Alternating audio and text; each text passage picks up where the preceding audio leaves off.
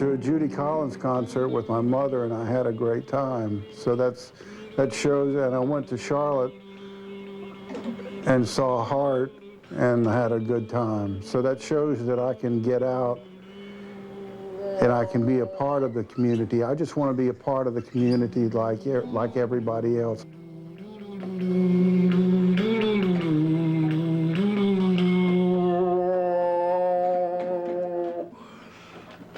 Tell us what that was doing. A Specs Bolero. There's some famous people over the years who have had mental illness too, and they've learned to cope with their mental illness, and I just want to cope with mine and live out a good life.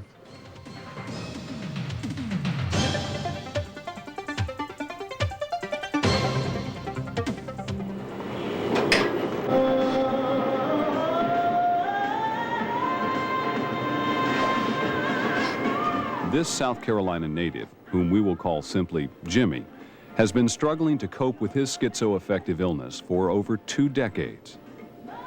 I went through a lot of hospitalizations. I went through 30 or more hospitalizations. I've been diagnosed paranoid schizophrenic borderline psychosis, and I've been diagnosed manic depressive. And I think I have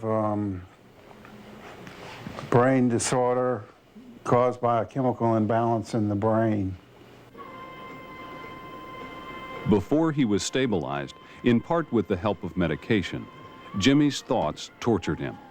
He heard voices, suffered from delusions and fits of temper, and sometimes devastating self-destructive impulses. Jimmy's mother, Jessie. You know, you'd get up in the middle of the night and the lights would all be on and the TV would be blaring and things that maybe don't sound that bad, but when you have to live with it. This is relaxing. Oh my gosh. Oh. I'm thinking about getting putting that picture right, that I have right there, up in this room.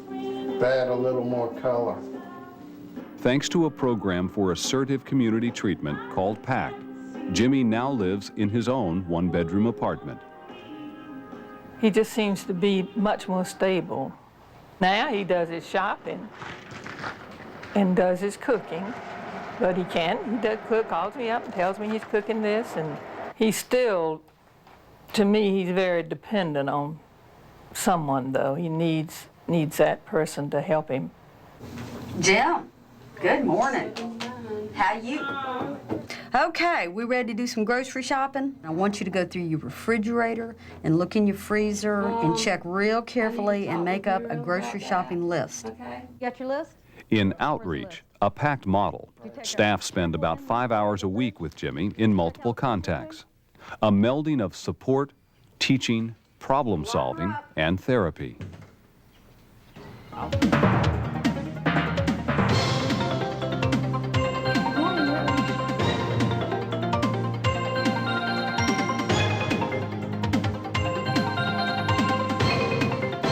OC nothing, Elmita nothing. Patty, she gets her medications Monday through Thursday today, and she's a one-to-one with Andrea.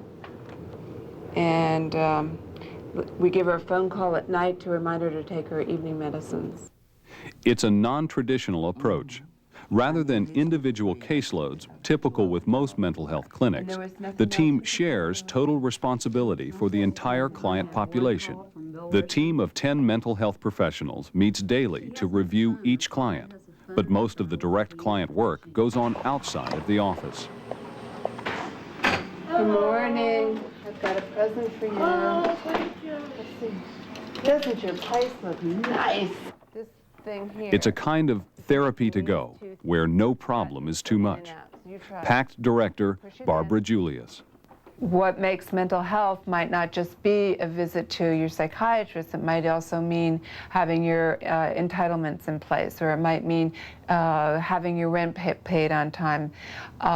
It might mean knowing how to have go grocery shopping. So instead of meeting with a person and talking about how they're doing, how they feel once a month or twice a month. What we do is everything that it takes to keep people in the community living independently. Providing assistance with social relations, employment, and basic needs like housing and food. That corn looks pretty good. Yep. What's the price on that? It's not bad for 3 fresh ears. Treatment strategies are tailor-made for each client, including facilitating health care. I'll be right behind you.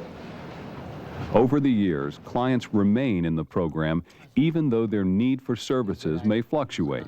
Some people come in this program needing all of those services, needing 3 or 4 staff interacting with them on a daily basis, lots of phone call support, lots of emergency crisis intervention. And as they see that support there, they get better. So that people who once were in this program needing 3, 4, 5 interventions a day, every day, might at this point come in weekly for a med refill. We don't fire people when they get too sick. You know, that's a key point for us. But we keep them all. They're all here. And we take responsibility for that treatment and really are willing to try almost anything that it'll take to support them in getting better. This holistic treatment concept, with its shared team responsibility, hands-on individualized service, and lifetime commitment to clients, makes assertive community treatment unique. It's extremely rewarding for me because I can see changes, I can see the impact that we're having. I know that what I do each day really makes a big difference. That's why I'm here. I do it because it's worth doing. My mother raised us, 7 of us, right? My father didn't do that but bring in the paycheck. He was a good provider. The intensity of involvement with clients demands a low staff-to-client ratio, 1 staff to 10 or 12 clients. Low staff ratios pay off, reducing inpatient hospital days by as much as 85%. Reduced hospital admissions mean fewer crises, but because of the close contact and constant availability of staff, when a crisis does erupt, the client gets the benefit of early, personalized intervention. He was okay during the evening last night. He was threatening yesterday to break the windows out. Now, he's still saying the same complaints from yesterday, that the pressure's on. The voices are worse, that's what's happening. And he's been working up to this over about the last 10 days. I don't know what I'm going to do. I have to go someplace. I just can't stay in that boat no more. I know he's going to hurt myself, I'm going to hurt somebody or something. It's a rough road for clients and families in crisis, sometimes involving the court, the police or sheriff, neighbors and landlords, hospital emergency room personnel, and 911. Not with PACT. The team handles it all.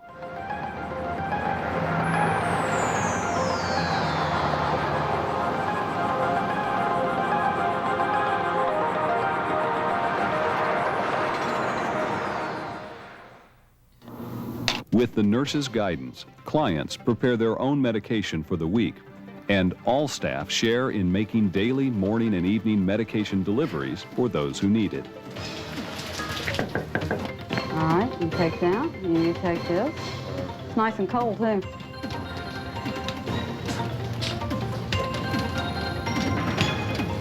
I already feel like I'm whistling Dixie. You do.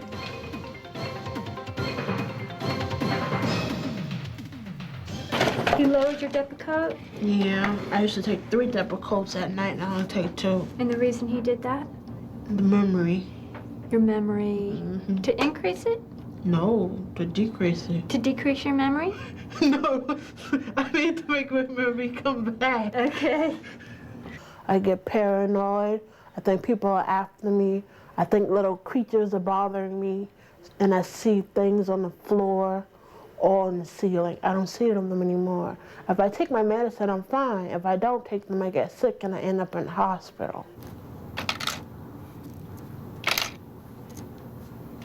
And tell me why you're taking the Depakote. The Depakote is for mood swings and the Melorel is for clear thinking. When you spoke with Dr. Christie last, you said that you weren't hearing voices. No, I wasn't hearing voices. I'm just having a hard time sleeping. I was in and out of hospitals because I couldn't face the fact about being mentally ill. I cried a lot. I didn't want to take my medicine. I said, I don't need this medicine. This medicine's not for me. This mental illness will go away. It'll go away. But the mental illness, schizophrenia, did not go away. Yolanda's mother, Lillian. From the time she was 16 until, give or take, 18, I could say in the average she's been in the hospital about 20 or 30 times within that length of time.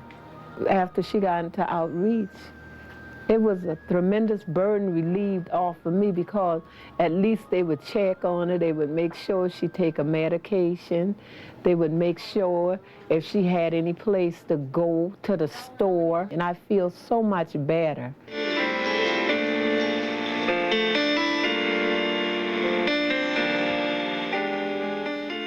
I did pretty good in the program. I came out and in and out of hospital sometimes too, but I had moved into my own apartment for the first time.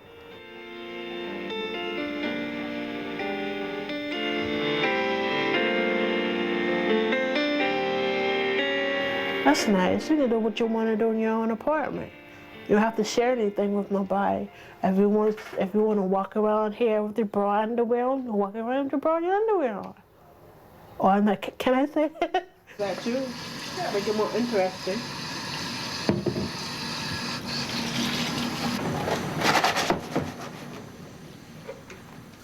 Now, Yolanda is taking steps toward even greater independence, studying for her GED and learning to handle her own finances with PAC team help. Can I open the bank account in the bottle on Savannah Highway? I can. Okay. This is delicious. This is delicious. This is delicious.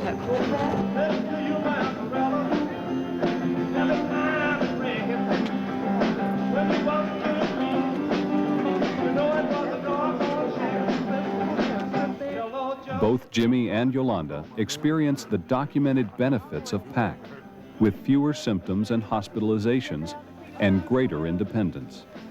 That's my favorite. That's a guitar, that's the ocean, that's notes, that's a rose, that's greenery, that represents the forest.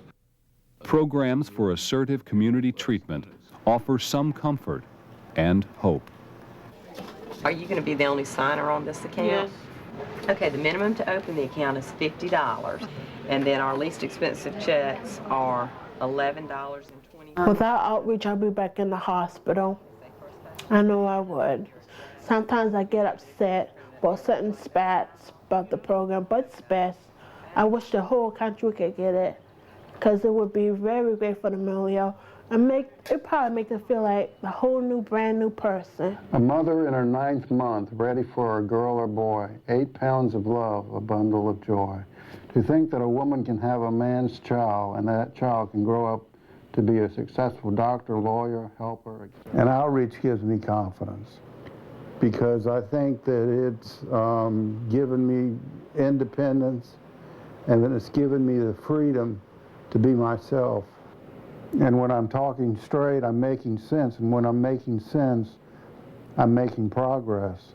And when I'm making progress, I'm getting to my goal. And my goal is to be an educator.